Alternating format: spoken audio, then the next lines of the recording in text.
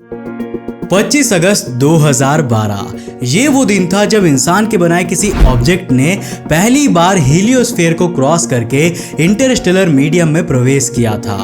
ये वो दिन था जब नासा का वॉयेजर 1 स्पेसक्राफ्ट सोलर सिस्टम की आउटर बाउंड्रीज पर स्थित ऊट क्लाउड में एंटर हो गया था। वॉयेजर 1 स्पेसक्राफ्ट को 5 सितंबर 1977 को लॉन्च किया गया था और आज वो धरती से करीब 2230 करोड़ किलोमीटर की दूरी पर है। वॉयेजर 1 के लॉन्च से सिर्फ 16 दिनों पहले 20 अगस्त 1977 को इसी वॉयेजर प्रोग्राम के अंतर्गत वॉयेजर 2 को भी लॉन्च किया गया था। ये स्पेसक्राफ्ट भी 5 नवंबर 2018 को इंटरस्टेलर मीडियम में एंटर हो चुका है। आपको जानकर ये हैरानी होगी कि इन दोनों ही स्पेसक्राफ्ट का मकसद जुपिटर और सैटर्न या फिर ज्यादा से ज्यादा यूरेनस और नेपच्यून को स्टडी करना और उनकी फोटोज भेजना था, लेकिन आज 43 साल बाद भी ये एक्टिव है और इंटरस्टेलर मीडियम से हमें सिग्नल्स के थ्रू इंफॉर्मेशन भेज रहे हैं। जरा सोचिए, ये दोनों स्पेसक्राफ्ट धरती से करोड़ों किलोमीटर दूर लगातार आगे बढ़ते ही जा रहे हैं। ऐसा लगता है मानो ये हमारी दुनिया की कोई चीज दूसरी दुनिया में पहुंच गई हो। जस्ट इमेजिन कि उन्होंने इंटरस्टेलर स्पेस में क्या क्या देखा होगा, कितनी ही सारी ऐसी चीजें को ऑब्जर्व की होंगी जिनके बारे में हम आज तक नहीं जानते थे, और क्या उनकी मुलाकात किसी एलियन से हुई है या फिर फ्यूचर में होने वाली है। अगर जानना चाहते हो तो इस वीडियो को बिल्कुल एंड तक जरूर देखना। तो हेलो गाइस, मैं हूं कौशिक और चलिए शुरू करते हैं आज के इस नए एपिसोड को। दोस्तों, सबसे पहले तो आपको ये जान लेना चाहिए कि आखिर ये इंटरस्टेलर मीडियम और इंटरस्टेलर स्पेस होता क्या है। दरअसल दो स्टार सिस्टम्स के बीच में जो स्पेस होता है उसे इंटरस्टेलर स्पेस कहते हैं, और उस इंटरस्टेलर स्पेस में जो मटेरियल भरा हुआ होता है उसे हम इंटरस्टेलर मीडियम कहते हैं। इस मटेरियल में अलग अलग गैसेस होती है जो अपने आयोनिक, एटॉमिक या मॉलिक्यूलर फॉर्म में होती है। इसके अलावा इसमें डस्ट पार्टिकल्स और कॉस्मिक रे रेडिएशंस भी होती है। हमारे सूरज सहित हर सोलर सिस्टम के स्टार के चारों ओर एक ऐसा एरिया होता है जहां तक उसकी रेडिएशन का प्रभाव बहुत ज्यादा होता है। इस एरिया को हीलियोस्फीयर कहते हैं। ये एक प्रकार का बबल होता है जो हमारे सूरज को चारों ओर से घेरे हुए है। इस बबल के अंदर सूरज का अपना इन्फ्लुएंस होता है और उसके मीडियम में सोलर विंड्स होती है। हीलियोस्फीयर और इंटरस्टेलर मीडियम के बीच में एक बाउंड्री होती है जो प्लाज्मा मटेरियल की बनी हुई होती है। इसे हम हीलियोपॉज कहते हैं। हीलियोपॉज पर ही हॉट सोलर विंड्स और कोल्ड इंटरस्टेलर विंड्स की टक्कर होती है और उनके बीच में एक ऐसा बैलेंस बनता है जिससे ना तो सोलर विंड्स इसके आगे जा पाए और ना ही ये इंटरस्टेलर कॉस्मिक विंड्स हमारे सोलर सिस्टम में एंटर कर पाए। वॉयेजर 1 और वॉयेजर 2 ने इसी हीलियोपॉज बाउंड्री को पार किया था और अब वो ऊट क्लाउड में एंटर हो चुके हैं। जब हमने नेपच्यून के पार की दुनिया के बारे में आपको बताया था तब हमने ऊट क्लाउड को डिटेल में एक्सप्लेन किया था। अगर आपने वो वीडियो नहीं देखी है तो उसकी लिंक आपको डिस्क्रिप्शन बॉक्स में मिल जाएगी।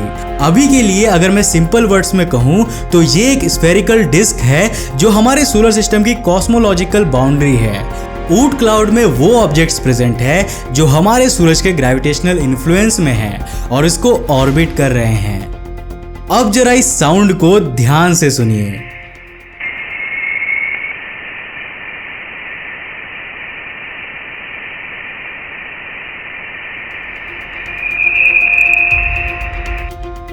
ये साउंड है इंटरस्टेलर मीडियम के वाइब्रेटिंग डेंस प्लाज्मा का। इसे वॉयेजर 1 ने 2012 और 2013 के बीच वहां से धरती पर भेजा था। जरा सोचिए, उतनी दूर के अंतरिक्ष में ऐसे कितने ही दिलचस्प और अजीबोगरीब साउंड्स एग्जिस्ट करते होंगे। 2012 में जब वॉयेजर 1 ने हीलियोपॉज को क्रॉस किया था तब ये धरती से करीब 121 एस्ट्रोनॉमिकल यूनिट्स की दूरी पर था। मतलब धरती और सूरज के बीच के डिस्टेंस से 121 गुना ज्यादा दूर। उस समय वॉयेजर 1 ने जो डेटा भेजा था उससे वैज्ञानिकों ने यह बताया कि हीलियोपॉज से Interstellar winds, high energy particles और मैग्नेटिक फील्ड्स के फॉर्म में सोलर सिस्टम के अंदर आ रही है। वहीं जब 2018 में वॉयेजर 2 हीलियोपॉज को क्रॉस कर रहा था तो वो पृथ्वी से 119 एस्ट्रोनॉमिकल यूनिट्स की डिस्टेंस पर था। ऐसा इसलिए क्योंकि वॉयेजर 1 और वॉयेजर 2 दोनों ही अलग अलग डायरेक्शन में ट्रैवल कर रहे हैं। उनके पाथ के बीच में लगभग 30 डिग्रीज का एंगल बनता है। तो मैं ये बता रहा था कि साल 2018 में जब वॉयेजर 2 हीलियोपॉज से गुजरा तो उसने ये ऑब्जर्व किया कि वहां से सोलर विंड्स और सोलर प्लाज्मा बाहर की ओर लीक कर रहे हैं। मतलब इन दोनों ही स्पेसक्राफ्ट की ऑब्जर्वेशन बिल्कुल ऑपोजिट थी। वैज्ञानिक ये नहीं जानते थे कि आखिर ऐसा क्यों हो रहा है, लेकिन इसके कुछ एक्सप्लेनेशन दिए जाते हैं। वैज्ञानिकों के अनुसार वॉयेजर 2 हीलियोपॉज के जिस बाउंड्री से गुजरा था वो उस बाउंड्री से पतली थी जहां से वॉयेजर 1 गुजरा था। दूसरी तरफ ये भी कहा जाता है कि हीलियोपॉज की बाउंड्री के बाहर भी कुछ एरिया ऐसा है जहां पर सोलर विंड्स का इन्फ्लुएंस है। इस प्रोजेक्ट के हेड डॉक्टर एडवर्ड स्टोन एक बहुत ही चौंकाने वाला स्टेटमेंट देते हैं। उनका कहना है कि हमारा सोलर सिस्टम सांस लेता है। अरे नहीं, ये कोई लिविंग ऑर्गेनिज्म नहीं है। उनके कहने का मतलब गहराई से समझिए। क्या कभी आपने ऑब्जर्व किया है कि जब हम सांस अंदर लेते हैं तो हमारी बॉडी थोड़ी फूल जाती है या बाहर की ओर निकल जाती है, और सांस बाहर छोड़ने पर वो अंदर हो जाती है। इस तरह हीलियोपॉज की बाउंड्री भी फिक्स्ड नहीं है। जब सूरज अपने सोलर मैक्सिमम स्टेट में होता है तो उसकी मैग्नेटिक फील्ड और सोलर विंड्स हाई होती है। वॉयेजर 2 ने इसी दौरान हीलियोपॉज को क्रॉस किया था, जबकि वॉयेजर 1 ने सोलर मिनिमम स्टेट के दौरान इसे क्रॉस किया था। और यही कारण है कि इन दोनों ही स्पेसक्राफ्ट्स को वहां अलग अलग कंडीशंस देखने को मिली।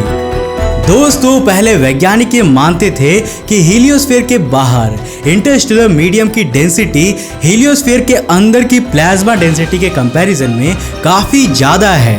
और साल 2012 में जब वॉयेजर 1 इंटरस्टेलर मीडियम में पहुंचा तो उसने भी यही ऑब्जर्व किया।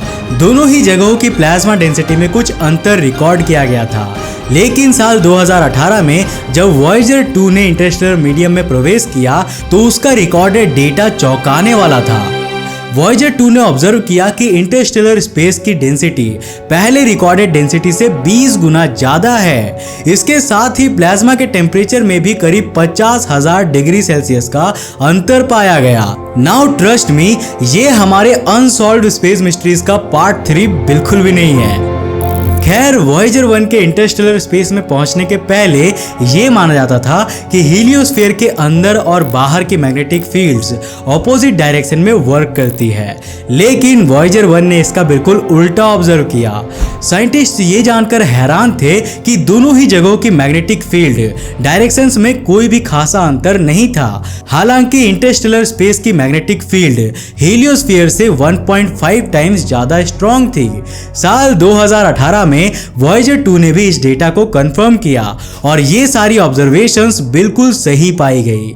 लेकिन वॉयेजर 2 ने इंटरस्टेलर मीडियम की मैग्नेटिक फील्ड्स को पहले के कंपैरिजन में थोड़ा वीक पाया। रीजन यहां भी वही बताया गया कि ये सूरज की मिनिमम और मैक्सिमम स्टेट्स पर डिपेंड करता है और इस एरिया की मैग्नेटिक फील्ड्स बदलती रहती है। दोस्तों, क्या आपने कभी ये सोचा है कि हीलियोपॉज पर जहां सोलर विंड्स की टक्कर इंटरस्टेलर विंड से होती है वहां पर प्रेशर कितना होता होगा? वेल, इन दोनों ही स्पेसक्राफ्ट्स ने इसके बारे में भी ढेर सारा डेटा हम तक पहुंचाया था। हमारी धरती के एटमॉस्फेयर का प्रेशर 1,01,000 पास्कल से ज्यादा है, लेकिन हीलियोपॉज पर प्रेशर की वैल्यू 267 × 10⁻⁻15 पास्कल रिकॉर्ड की गई थी। अब चूंकि ये प्लाज्मा मीडियम है तो यहाँ पर साउंड भी ट्रेवल कर सकता है and you may not believe, पर यहाँ पर साउंड की स्पीड 314 किलोमीटर पर सेकेंड से ज्यादा रिकॉर्ड की गई है, जो धरती के कंपैरिजन में 1000 गुना ज्यादा है। अभी 20 अगस्त 2020 को वॉयेजर प्रोग्राम का 43 साल कंप्लीट हो चुका है एंड ऑब्वियसली किसी ने ये नहीं सोचा था कि ये दोनों स्पेसक्राफ्ट्स इतनी दूरी तक टिकेंगे और वो भी फुल्ली एक्टिव। बुरी खबर यह है कि वॉयेजर 1 का प्लूटोनियम कंटेंट खत्म होने की कगार पर आ चुका है और कुछ सालों में वॉयेजर 2 का भी यही हाल होगा। इसके बाद ये ट्रैवल तो करते रहेंगे, लेकिन इनसे इंफॉर्मेशन प्राप्त करने की एक्सपेक्टेशन हम नहीं रख सकते। 14 फरवरी 1990 को वॉयेजर 1 से ली गई ये फोटोग्राफ वो आखिरी तस्वीर थी जिसे वहां से भेजा गया था। इसे द पेल ब्लू डॉट कहते हैं और इसमें आप हमारी धरती को भी देख सकते हैं। लेकिन इस तस्वीर को लेने के बाद इस स्पेसक्राफ्ट के कैमरास को बंद कर दिया गया। ऐसा इसलिए किया गया था जिससे कि इसके मेमोरी को बचाकर रखा जा सके और हम कुछ और साल तक इससे इंफॉर्मेशन प्राप्त करते रहें। इसी तरह वॉयेजर 2 के भी कई सारे इंस्ट्रूमेंट्स को डिसेबल कर दिया गया है। एंड आई एम श्योर कि अब आप भी ये सोच रहे होंगे कि ये दोनों ही स्पेसक्राफ्ट्स कब तक स्पेस में यूं ही भटकते रहेंगे और आखिर में ये कहां पर पहुंचेंगे। क्या हम फ्यूचर में इनसे कोई कम्युनिकेशन रख पाएंगे या नहीं, ऐसे कई सवाल आपके दिमाग में आ रहे होंगे। सेकेंडली, मैंने अपने एक पिछले वीडियो में आपको ये भी बताया था कि वॉयेजर मिशन के दोनों ही स्पेसक्राफ्ट्स में एक एक गोल्डन फोनोग्राफ रिकॉर्ड्स भी भेजे गए थे जिन्हें वॉयेजर गोल्डन रिकॉर्ड्स कहा जाता है। इनमें ह्यूमन सिविलाइजेशन के बारे में काफी कुछ इंफॉर्मेशन है। तो क्या ये कभी किसी एलियन को मिल पाएगा? मेरा मतलब, क्या कभी कोई एलियन सिविलाइजेशन इन रिकॉर्ड्स और इन स्पेसक्राफ्ट्स के थ्रू सोलर सिस्टम के ग्रह धरती पर रहने वाले इंटेलिजेंट जीवों के बारे में जान सकेगी? अगर आप ये सब कुछ जानना चाहते हैं और वॉयेजर प्रोग्राम के फ्यूचर के बारे में भी जानना चाहते हैं तो हमें नीचे कमेंट करके जरूर बताना। हम आपके लिए इसके बारे में एक डिटेल्ड वीडियो जरूर बनाएंगे। अगर आप चाहते हो कि हम ऐसे ही और इंटरेस्टिंग वीडियोस बनाते रहें और आप हमें इसके लिए सपोर्ट करना चाहते हो तो आप हमारे मर्चेंडाइज को खरीदकर हमें सपोर्ट कर सकते हो। तो अभी के अभी हमारे वेबसाइट antarikshtv.in पर जाकर हमारे ऑफिशियल मर्चेंडाइज को चेकआउट करना मत भूलना। अगर आप नए हो इस चैनल पर तो ऐसे इंटरेस्टिंग वीडियोस के लिए चैनल को सब्सक्राइब करने के साथ साथ नोटिफिकेशन बेल को भी ऑन कर देना ताकि आप देख सको हमारे वीडियो सबसे पहले। तब तक के लिए बाय, जय हिंद।